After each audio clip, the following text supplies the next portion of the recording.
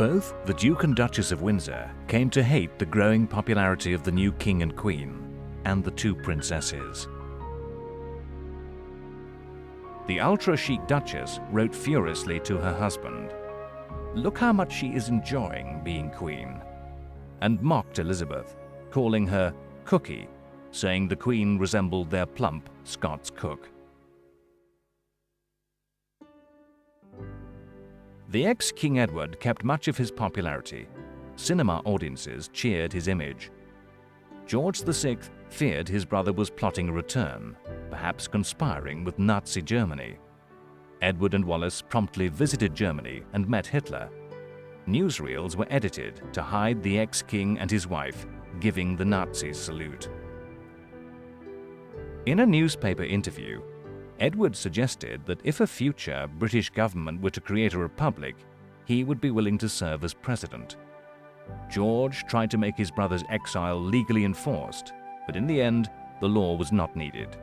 George and his queen won the British people over.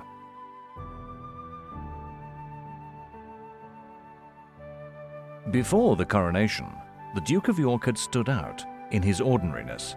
His wife, nice, but dowdy. Following the coronation, the new royal family was hurled into a feverish schedule, taking them to every corner of the British Dominion. The royal family began to use the media. Newsreels filled with the king, queen, and the two attractive little princesses. It was thought important for the royal family's recovery to be seen doing exactly what royalty always did, without change: the annual visit to Balmoral, the annual Trooping the Colour ceremony, and the traditional palace garden parties, all projected onto cinema screens.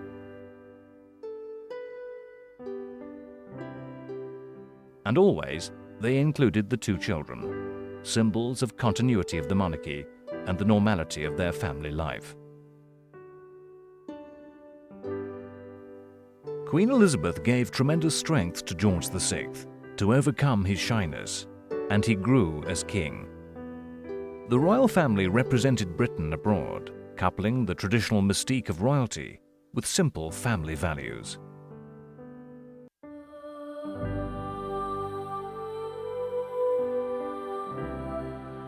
It began to be treated more as a show, a drama, in which the characters appeared in costume. Elizabeth simply did not have the figure or the instinct for the fashions of the late 1930s, so she invented her own unique style, wearing fairy tale dresses especially designed for her part as queen.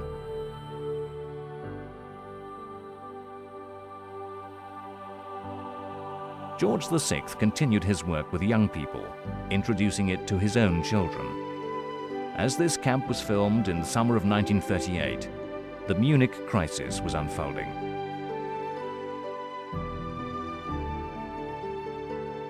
Like most Britons, George and Elizabeth supported Prime Minister Neville Chamberlain's policy of appeasement, giving Hitler what he wanted to avoid a new European war. The King's own diary recalled a time when he was young in the Royal Navy, cheering the declaration of war with Germany. Now, he wrote, "We were not prepared for what we found a modern war really was. Those of us who had been through the Great War never wanted another."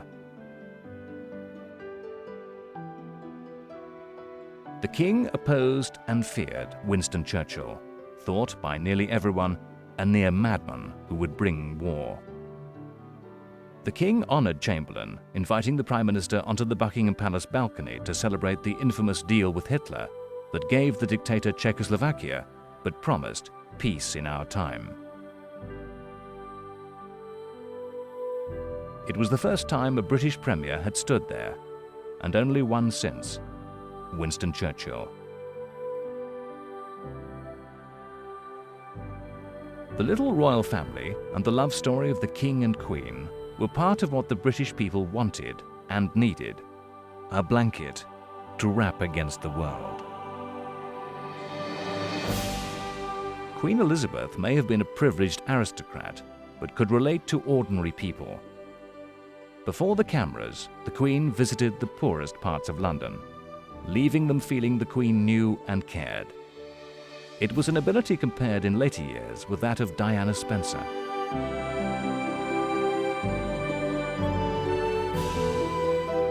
In 1939, the King and Queen undertook a tour of Canada and the United States, a challenge, as many Americans still thought Edward and Wallis the real King and Queen. Newsreels showed intimate pictures of the family preparing to depart. Simple moments, like the King having his hair brushed aside by his daughter. Images unthinkably intrusive only a few years before.